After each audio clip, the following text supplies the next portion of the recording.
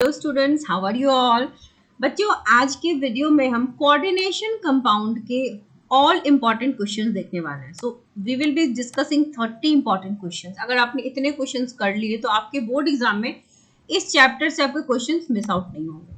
And बच्चों, मैं आप सबको बता दूं कि मैंने ये सीरीज स्टार्ट की जिसमें सारे चैप्टर्स के एमसीक्यूज आपको दे दिए जाएंगे, at least 30 most important questions, and these questions are already asked. Link आपके डिस्क्रिप्शन बॉक्स में दे दी गई, आप वहां से चेक कर लेना। एंड उसके बाद एनसीईआरटी की जो लाइन बाय लाइन सीरीज है वो भी स्टार्ट होगी। So let's start with coordination compound. This is very easy chapter and very scoring as well. Okay, so first of all see this is a question already asked. Give example of linkage isomer. आपको जितने भी kind of isomer है ना, उसमें से किसी का example आपसे पूछा जा सकता है। तो be prepared with one example at least, कि आप उसको लिख सको। And when you will write then only you will have the habit. अब एग्जाम में अगर डेफिनेशन में पूछ दिया जाए तो लिंकेज आइसोमर का आप डेफिनेशन भी लिखेंगे कि when more than one atom in an ambient ligand is linked with central metal ion. For example आप देख लीजिए, यहाँ पर ये क्रोमियम है, इसके साथ एक तो लिगेंड अटैच्ड है ही, एक दूसरा लिगेंड भी अटैच्ड है, ठीक है।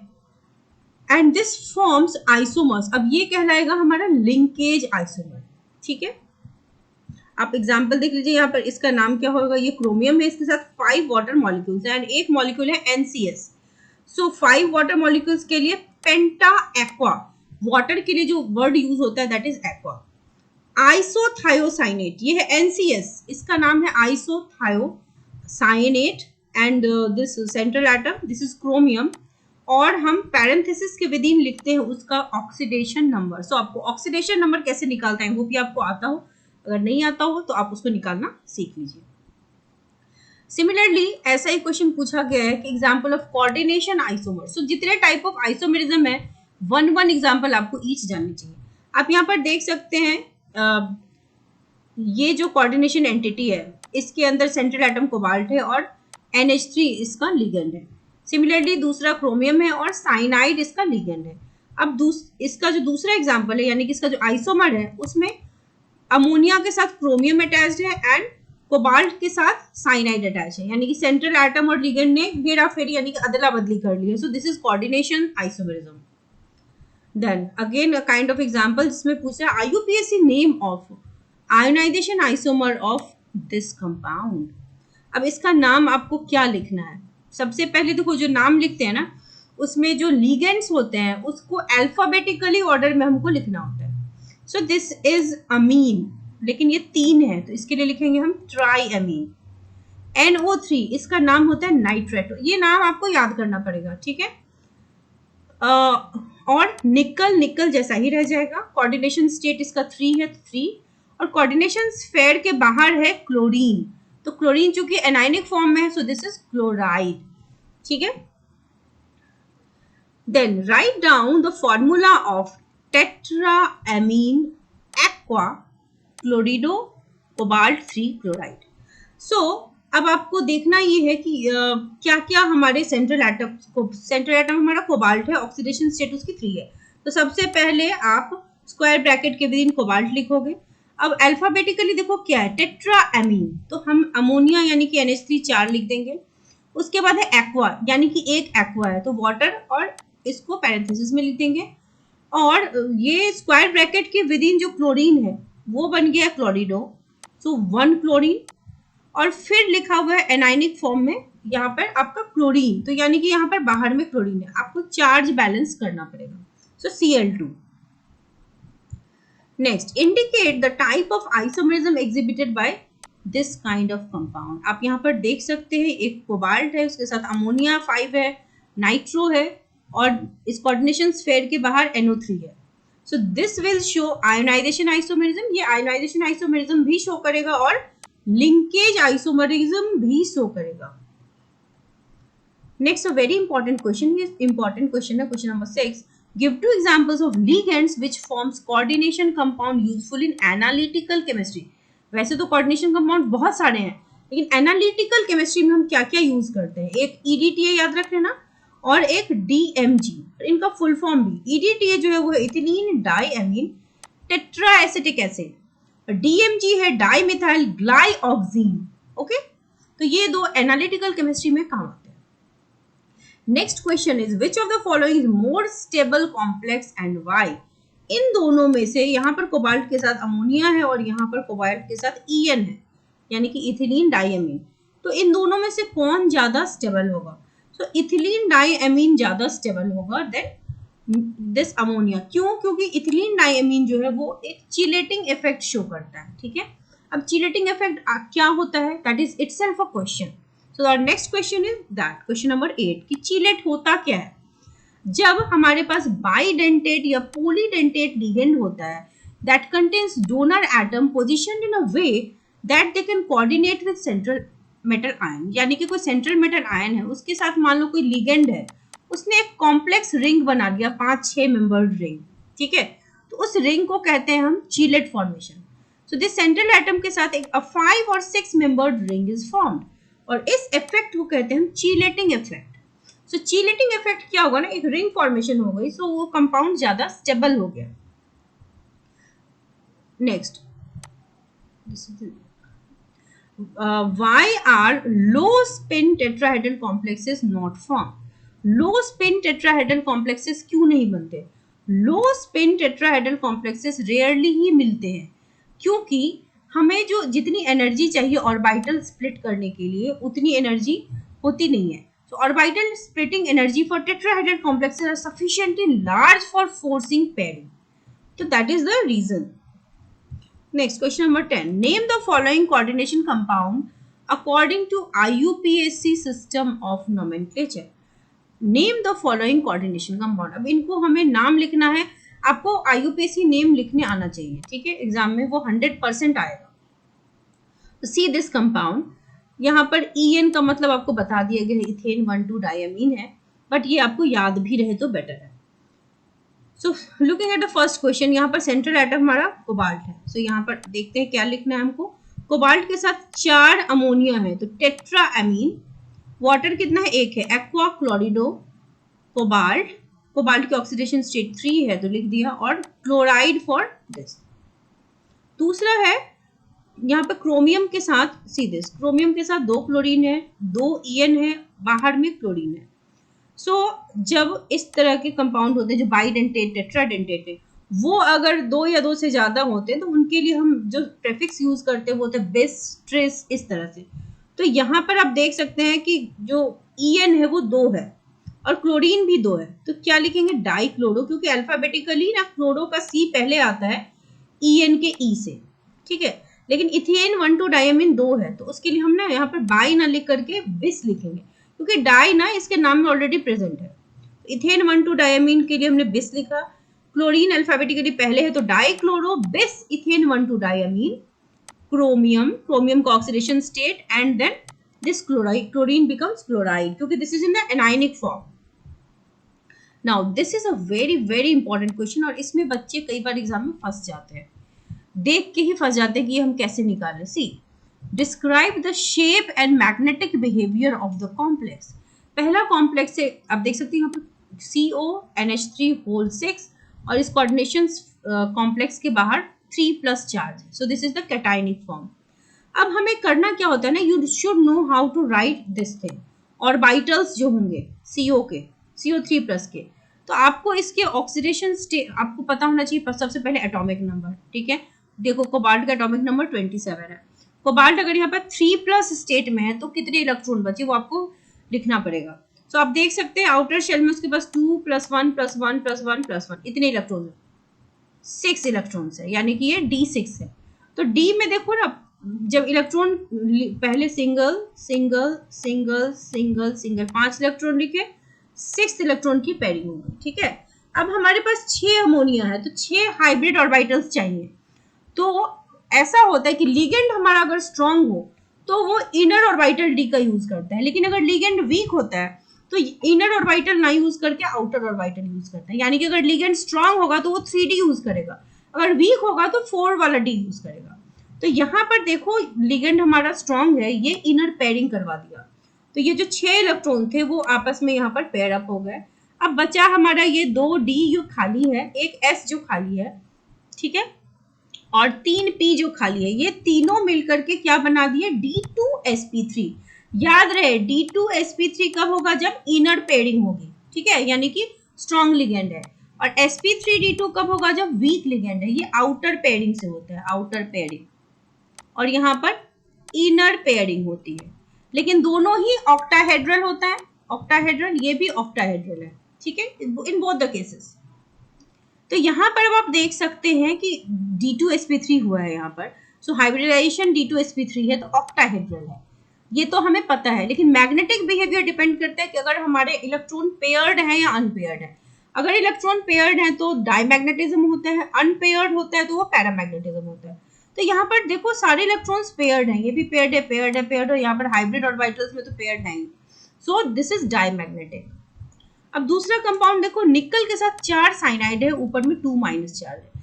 निकल का एटॉमिक नंबर है 28। सो अगर आपको एटॉमिक नंबर नहीं याद है तो it is given in the question 28 है। अब यहाँ पर देखो इसके पास आउटर शेल में 8 इलेक्ट्रॉन्स है निकल 2+ के, तो इसने 3d ऑर्बिटल्स में देखो 8 इलेक्ट्रॉन्स को अरेंज कर लिया। अब हमारा जो ये लिगेंड है cyanide, this is a strong ligand, तो फिर से ये इनर पेयरिंग करवाएगा, यानी कि इनर डी ऑर्बिटल को यूज करेगा। तो ये वाला इलेक्ट्रॉन यहाँ आ गया, तो देखो 4 डी के ऑर्बिटल्स में तो अब पुराने इलेक्ट्रॉन भर गए। अब एक डी, एक एस, और इन्होंने यहाँ पर क्या लिया है, देखो यहाँ पर Cn है, यानी कि 4 है, यानी कि इनको 4 ऑर्बिटल की नीड है। तो एक डी का लिया, एक एस का लिया, और पी का ये 2 लेंगे, तो क्या बनेंगे, DsP2। हाइब्रिडाइजेशन हो गई इसकी, दिस इज योर DsP2। तो यहाँ पर DsP2 जब भी होता है the shape is square planar. और आप देख सकते हैं यहाँ पर कोई भी इलेक्ट्रॉन पेयर्ड नहीं है, अनपेयर्ड नहीं है। तो अनपेयर्ड नहीं है मतलब वो डायमैग्नेटिक है। इलेक्ट्रॉन पेयर्ड हो तो डायमैग्नेटिक, अनपेयर्ड हो तो पैरामैग्नेटिक। तो these are the questions, not very difficult, but अगर आप एक बार प्रोसेस जान लोगे तो बहुत आराम से निकाल सकते हो। Next question is explain why cobalt, जिसके साथ हेक्सा ये अमीन है, is an inner orbital complex and nickel with ammonia is outer orbital complex। आपको ये मैंने अभी बताया कि ये लिगेंड पे डिपेंड करता है। लिगेंड अगर स्ट्रॉन्ग है तो इनर ऑर्बिटल यूज करेगा, लिगेंड वीक है तो वो आउटर ऑर्बिटल यूज करेगा। तो ऑब्वियसली चाहे वो किसी भी कंपाउंड के लिए आपको पूछा जाए, आप ये रीजन बता सकते हो। सो ये जो हमारा कोबाल्ट का कंपाउंड है, इसमें जो D है that gets paired leaving behind 2 empty d orbitals and forms D2sp3। Inner orbital use करेगा तो D2sp3, ठीक है, क्योंकि इसकी लिगेंड्स स्ट्रॉन्ग है। लेकिन जो निकल है इसमें जो यूज हुआ है वो हो गया, इसमें इनर पेयरिंग की कैपेसिटी नहीं है, तो इस वजह से ये हमारा जो कंपाउंड है ये आउटर पेयरिंग करवाएगा। बिकॉज यहाँ पर निकल की वजह से यहाँ पर क्या हो गया कि वो आउटर वो जो ऑर्बिटल है उसको यूज कर पा रहा है। आप देख सकते हैं कि this compound the d electrons of निकल do not pair up and use outer 4d orbitals, hence outer orbital। तो वहां पर d के इलेक्ट्रॉन्स आपस में पेयर अप ही नहीं हो पा रहे हैं, तो इस वजह से इनको आउटर शेल को यूज करना पड़ा है। तो यहाँ पर लिगेंड ना सेम है, लिगेंड अगर डिफरेंट हो तब तो आप वो रीजन दे सकते हो, लेकिन यहाँ पर सेंट्रल एटम डिफरेंट है। सेंट्रल एटम अगर डिफरेंट है तो इस कंपाउंड में पेयरिंग नहीं हो पा रही है। तो जब इनर पेयरिंग पॉसिबल होता है तो इनर डी ऑर्बिटल यूज होगा, अगर आउटर पेयरिंग मतलब इनर पेयरिंग नहीं हुई तो आउटर पेयरिंग हुई, यानी कि आउटर डी ऑर्बिटल यूज हुआ, तो वहां पर क्या होगा, आउटर डी शेल यूज होगा। Next question, question number 13, right down the IUPAC name of the following complex. ये हमारा कंपाउंड है, इसमें आपको IUPAC नेम लिखना है। क्रोमियम के साथ अमोनिया 2 है, क्लोरीन 3 है, इथीन 1,2 डायमीन है और 1 क्लोरीन है। So what should be the name? Alphabetically amine पहले आता है और amine 2 है, तो डाईएमीन, A के बाद C आता है जो कि क्लोरीन है। वो यहाँ पर अगर आप देख सकते हैं, हाँ यहाँ पर ट्राईक्लोरिडो होगा क्योंकि 3 क्लोरीन है। इथेनीन डायमीन, इथेन 1,2 डायमीन यहाँ पर एक ही है। क्रोमियम की ऑक्सीडेशन स्टेट 3 है और इस एंटिटी के बाहर एक क्लोरीन है, तो वो हो गया क्लोराइड, ठीक है। अब नेक्स्ट क्वेश्चन पूछा जा रहा है कि आपको नाम दिया हुआ है, आपको फॉर्मूला लिखना है। नाम क्या है, पेंटाएमीन नाइट्राइटो ओ कोबाल्ट 3। अब इसका नाम कैसे लिखोगे, पेंटाएमीन मतलब अमोनिया 5, कोबाल्ट यहाँ पे सेंट्रल एटम है तो सेंट्रल एटम कोबाल्ट लिख दिया। अब नाइट्राइटो ओ है, नाइट्राइटो ओ मतलब ऑक्सीजन इज पार्टिसिपेटिंग, यानी कि ऑक्सीजन यूज हो रहा है यहाँ पर लिगेंड में इलेक्ट्रॉन के पेयरिंग के लिए, तो ONO होगा यहाँ पर, ठीक है। NO2 जो है उसमें यहाँ पर ऑक्सीजन, यहाँ पे चूंकि लिखा हुआ है O कोबाल्ट, तो यानी कि आपको ONO लिखना पड़ेगा, ठीक है। और ओवरऑल जिस एंटिटी के ऊपर चार्ज आएगा वो आएगा 2+। Next question, compare the complexes with respect to shape, magnetic behaviour. ये ऐसे क्वेश्चन 100% आते हैं, तो ये आपको करके जाना चाहिए। अब क्वेश्चन नंबर 1 है, कोबाल्ट के साथ 4 फ्लोरीन है, टेट्रा फ्लोरिडो कोबाल्ट आयन, ठीक है। ये तो इसका नाम हो गया, 4 फ्लोरीन है तो फ्लोरिडो हो गया फ्लोरीन। अब कोऑर्डिनेशन नंबर इसका 4 है, क्योंकि आप यहाँ पर देख सकते हैं लिगेंड इसके 4 है। 4 कोऑर्डिनेशन नंबर की वजह से इसका जो हाइब्रिडाइजेशन है वो है sp3। और अनपेयर्ड, हम मैग्नेटिक मूवमेंट अगर निकालें तो इसका फॉर्मूला होता है √n × n+2, जो कि n बताएगा नंबर ऑफ अनपेयर्ड इलेक्ट्रॉन। तो जब आप इसे कन्फिग्रेशन लिखेंगे तो अनपेयर्ड इलेक्ट्रॉन अगर 3 आएगा तो आप लिख सकते हैं इसको, और इसका आपको वैल्यू यहाँ पर Bm में आएगा, bourse magneton. Second one, chromium के साथ 2 एक्वा है और 2 यहाँ पर देख सकते हो C2O4। So his name is diaqua dioxalato. C2O4 को ऑक्जेलेट आयन कहते हैं और यहाँ पर इसका नाम होगा ऑक्जेलेटो क्रोमियम 3 आयन। सो आप यहाँ पर इसका ऑक्सीडेशन कोऑर्डिनेशन नंबर जो है वो यहाँ पे इसका 6 आएगा। शेप इज ऑक्सीडेशन नंबर 6 का मतलब शेप हमेशा टेट्राहेड्रल ऑक्टाहेड्रल ही आता है। एंड ये स्ट्रॉन्ग लिगेंड की वजह से इनर पेयरिंग होगी और ये होगा हाइब्रिडेशन D2sp3। फिर बोर्ड, ये हम मैग्नेटिक मूवमेंट निकालेंगे n × n+2, एंड यहाँ पर भी 3 है तो √15 जो होगा √15 का वैल्यू ही याद करके चले जाना, 3.87, क्योंकि उसमें भी टाइम क्यों वेस्ट करना निकालने में। नेक्स्ट है निकल के साथ यहाँ पर टेट्रा कार्बोनिल लगा हुआ है, 4 कार्बोनिल, तो टेट्रा कार्बोनिल निकल। निकल का ऑक्सीडेशन स्टेट यहाँ 0 है तो यहाँ पर 0। कोऑर्डिनेशन नंबर 4 हो गया। शेप यहाँ पर tetrahedral, hybridization sp3। Magnetic movement again चूंकि यहाँ पर अनपेयर्ड, यहाँ पर n की वैल्यू 0 है, इसीलिए आप देख सकते हैं यहाँ पर हमारा जो बोर्स मैग्नेटोनियन मैग्नेटिक मूवमेंट आया वो भी यहाँ पर 0 आया है। तो इस तरीके से हम ऐसे क्वेश्चंस को सॉल्व करते हैं। नेक्स्ट थ्योरेटिकल क्वेश्चन है कि low spin octahedral complexes of nickel are not known. तो इसका क्या रीजन है, आपको यहाँ पर समझाया जा रहा है कि electronic configuration of nickel is this, argon 3d8 4s2। This shows that it can only form 2 types of complexes. एक स्क्वायर प्लानर बना सकता है जब इसके पास स्ट्रॉन्ग लिगेंड हो, एंड टेट्राहेड्रल जब इसके पास वीक लिगेंड हो, ठीक है। तो there are 4 empty orbitals in nickel, while octahedral complexes के लिए ना 6 एम्प्टी ऑर्बिटल चाहिए, है ना, क्योंकि D2sp3 या sp3d2, तो 6 होने चाहिए ना ऑर्बिटल, लेकिन इसके पास 4 ही है, तो इसके पास 2 ही ऑप्शन है, या तो स्क्वायर प्लानर या tetrahedral. Next question, the pi complexes are known for transition elements only. Pi complexes are known for transition elements because due to the presence of empty d orbital, transition metal उसको ही कहते हैं जिसके पास empty d orbital हो, जिसके electron एक से दूसरे shell में जा सकें।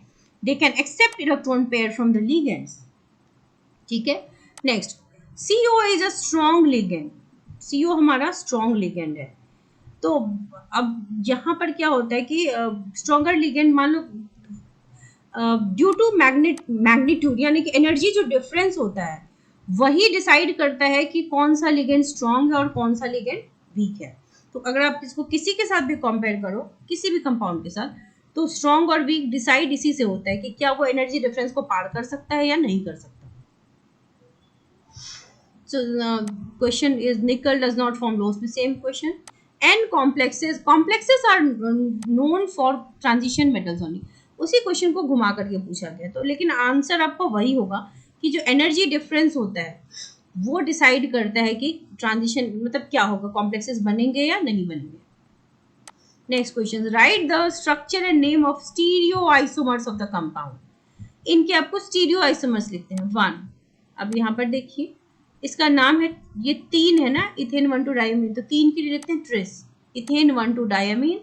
सेंट्रल एटम इज कोबाल्ट, तो कोबाल्ट, इसका ऑक्सीडेशन स्टेट 3 है 3, बाहर में क्लोरीन 3 है तो ये क्लोराइड।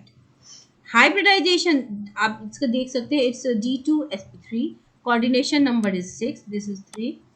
ऑक्टाहेड्रल इसका शेप है, और जब आप इसका कॉन्फ़िगरेशन इलेक्ट्रॉन देखोगे तो none of the electron is unpaired, यहाँ पे अनपेयर्ड इलेक्ट्रॉन नहीं है, इसलिए डायमैग्नेटिक है। नेक्स्ट कंपाउंड इज प्लैटिनम के साथ अमोनिया है और क्लोरीन है। डाई अमीन डाई क्लोरो, क्योंकि 2 अमीन है 2 क्लोरो है, प्लैटिनम 2 आयन। तो यहाँ पर देखो इसका कोऑर्डिनेशन नंबर भी 4 है, तो DsP2 हो गया, स्क्वायर प्लानर हो गया, और शेप हाइब्रिडाइजेशन आपका DsP2, और चूंकि अनपेयर्ड इलेक्ट्रॉन नहीं है so it is diamagnetic. Third question आपका ये रहा, आयरन के साथ 4 अमोनिया 2 क्लोरीन और बाहर में 1 क्लोरीन। 4 अमोनिया के लिए टेट्रामीन, 2 क्लोरीन के लिए डाइक्लोरिडो आयरन, ऑक्सीडेशन स्टेट 3 है आयरन की, और बाहर में क्लोरीन है तो उसके लिए लिखा हमने क्लोराइड।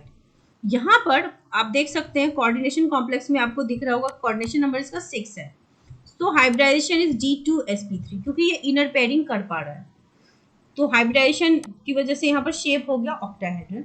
आप यहाँ पर म्यू निकालेंगे मैग्नेटिक मोमेंट, एंड वहाँ 1 है तो √3 आ गया 1.73 pm। Next question is give the formula of each of the coordination entities, आपको फॉर्मूला लिखना है। फर्स्ट वन है हमारा, यहाँ पे आप देख सकते हैं CO के ऊपर 3+ चार्ज है, इज बाउंडेड बाय 1 क्लोराइड, यहाँ पे लैंग्वेज में बोल रहा है, तो यानी कि CO के साथ 1 क्लोराइड है, 1 अमोनिया है, 1 अमोनिया बना दिया, 2 बाइडेंटेट, बाइडेंटेट हम जानते हैं कि इथिलीन 1,2 डायमीन बाइडेंटेट है, तो यहाँ पर इथेन 1,2 डायमीन मॉलिक्यूल। अब है नेक्स्ट क्वेश्चन, ये डायमैग्नेटिक कंपाउंड होता है। निकल ion is bound by 2 water molecule, तो निकल 2 वाटर मॉलिक्यूल बना दो, 2 ऑक्जेलेटो आयन, C2O4 जो होता है ऑक्जेलेटो होता है, उसमें 2 लगा दिया, इसके पास अनपेयर्ड इलेक्ट्रॉन है so it is paramagnetic. Now some very important MCQs, ammonia acts as a very good ligand but ammonium ion does not form complexes। कारण क्या है कि ammonium ion does not have any lone pair of electron, complex बनाने के लिए lone pair of electron की need होती है। दिस लिगेंड, ये यहाँ पर H2 भी होगा NH2, तो ये हमारा जो है ये बाइडेंटेट लिगेंड है, this will be bidentate. This was ethane 1,2 diamine. Which one of the following is tridentate diene? Which one of the following is ambidentate? आप इसमें से देखना, ambidentate में एक से ज्यादा एटम जो होता है लिगेंड का वो इलेक्ट्रॉन डोनेट कर सकता है, तो आप यहाँ पर देख सकते हैं ये जो SCN है वो, और दिस NO2, इसमें नाइट्रोजन भी कैपेबल है ऑक्सीजन भी कैपेबल है, ठीक है, तो इस वजह से ये दोनों है वो ही कैपेबल है, both are ambidentate, so the option will be A। Which one of the following forms a chelate? ये आप याद कर लेना, ऑक्जेलेट जो होता है वो चीलेट फॉर्मेशन कर सकता है। Which one of the following is not a neutral ligand? तो इसमें से न्यूट्रल जो है वो ये भी है और ये भी है, तो ONO ये हमारा न्यूट्रल नहीं है। Next question 25, correct formula of tetraammine chloro nitro platinum 4। तो टेट्राएमीन के लिए 4 अमीन, क्लोरो के लिए 1 chloro, then nitro, this is nitro, platinum लिख दिया, प्लैटिनम की oxidation state 4 and sulphate, sulphate is SO4। तो ये वाला फॉर्मूला आपको किसके साथ मिलता हुआ नजर आ रहा है, वही ऑप्शन होगा, this is option C। Which one of the following isomers will give white precipitate with barium chloride BaCl2? This is also important। इसमें से कौन सा कंपाउंड है जो बेरियम क्लोराइड के साथ प्रेसिपिटेट देगा, that will be this one। यहाँ पर आप देख सकते हैं 4 अमोनिया है 2 सल्फेट और बाहर में ब्रोमीन है यानी कि ब्रोमाइड। नेक्स्ट क्वेश्चन, अब यहाँ पर आप देखो प्लैटिनम के साथ अमोनिया है और कॉपर के साथ क्लोरीन है, और दूसरे में कॉपर के साथ अमोनिया प्लैटिनम के साथ क्लोरीन, यानी कि सेंट्रल एटम ने अपना लिगेंड एक्सचेंज किया है, इसीलिए ये हो गया coordination isomers. 28 question, which one of the following does not exhibit optical isomerism? तो यहाँ पर ऑप्टिकल आइसोमेरिज्म आपका जो D है ना वो एग्जिबिट नहीं करेगा, यहाँ पर EN है, इसलिए ये तीनों ही ऑप्टिकल आइसोमेरिज्म एग्जिबिट कर लेंगे। अब नेक्स्ट क्वेश्चन है, फॉर द स्क्वायर प्लानर, मान लो कि MABCD कोई कंपाउंड है विच में M सेंट्रल एटम है, ABCD उसके मोनोडेंटेट लिगेंड्स है, तो इसमें कितने पॉसिबल ज्योमेट्रिकल आइसोमर्स होंगे? इसमें पॉसिबल आइसोमर्स जो होंगे 3 होंगे, तो ऐसा कोई एग्जांपल भी है तो आप याद रखना कि 3 आइसोमर्स इसके पॉसिबल हैं। तो नेक्स्ट क्वेश्चन है, which one of the following shows maximum number of isomers. तो आप देखो यहाँ पर एक सेंट्रल एटम क्रोमियम है, उसके साथ 4 अमोनिया 2 क्लोरीन। यहाँ पर निकल के साथ इथेन 1,2 डायमीन एंड अमोनिया। सी में आप देखो ऑक्जेलेटो एंड इथेन 1,2 डायमीन। क्रोमीन में है HCN थायोसाइनेटो और हमारा अमोनिया। तो ये जो कंपाउंड है ना, कंपाउंड नंबर जो डी है, this will have maximum number of isomerism. So these are all very important question जो आपके एग्जाम में आ सकते हैं। इसी टाइप के क्वेश्चन आएंगे, इसी तरह के कॉन्सेप्ट के बेस पे क्वेश्चन आएंगे। तो आप अगर नोमेनक्लेचर अच्छे से सीख लो तो आप, और मैग्नेटिक मूवमेंट निकालना सीख लो, मैग्नेटिक बिहेवियर फाइंड करना सीख लो, तो इस चैप्टर से कोई भी क्वेश्चन आपका जाएगा नहीं। यही बेसिक क्वेश्चंस हैं जो आते हैं हर बार एग्जाम में। So do this. और बच्चों बाकी के चैप्टर्स के भी क्वेश्चंस बन रहे हैं, तो आप चैनल के साथ बने रहिए, चैनल को सब्सक्राइब करके रखिए ताकि जो भी अपडेट्स हो आपको मिलते रहें। सारे चैप्टर्स के आपको इंपॉर्टेंट MCQs मिल जाएंगे। सो आप stay updated with the channel. Link जो है आपकी प्लेलिस्ट की लिंक आपको डिस्क्रिप्शन बॉक्स में मिल जाएगी। So wish you all the very best.